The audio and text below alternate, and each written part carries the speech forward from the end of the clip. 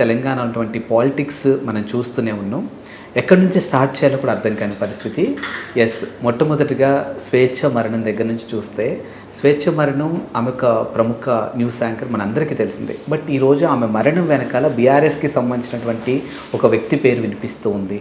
ఇది రాజకీయం వైపు తిరిగిందేమో అనిపిస్తుంది. సో దీనిపై మీ కామెంట్ ఏంటి అసలు? ఫస్ట్లీ ఏంటంటే స్వేచ్ఛ అనే ఒక గొప్ప యాంకర్, యాక్చువల్లీ షీస్ గొప్ప జర్నలిస్ట్ అని చెప్పొచ్చు. నిజాన్ని నిర్భయంగా చెప్తారు స్వేచ్ఛ.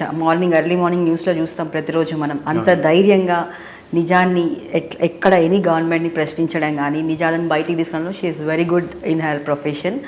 సో స్వేచ్ఛ గురించి మాట్లాడాలంటే టీ న్యూస్లో తనని మిస్ అవ్వడం అనేది it's very big bad news for us.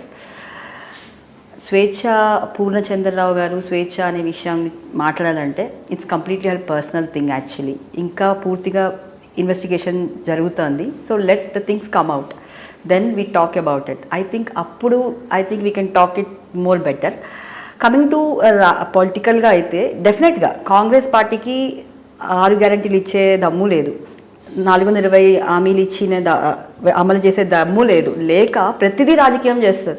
స్వేచ్ఛ మరణం కావచ్చు, అది ఇంకా రకమైన ఫోన్ ట్యాపింగ్ కావచ్చు, కాళేశ్వరం అంటది, కాసేపు ఇంకేదో అంటది. సో కాంగ్రెస్కి అది కంప్లీట్గా హ్యాబిట్ అయిపోయింది, డైవర్షన్ పాలిటిక్స్ అయిపోయింది. ఏదైనా వాళ్ళు డైవర్ట్ చేయగలరు అనేది ఇట్స్ ప్రూవెన్. తెలంగాణ ప్రజలకి అర్థమైపోయింది already. Congress is making everything as a divert politics అని చెప్పేసి.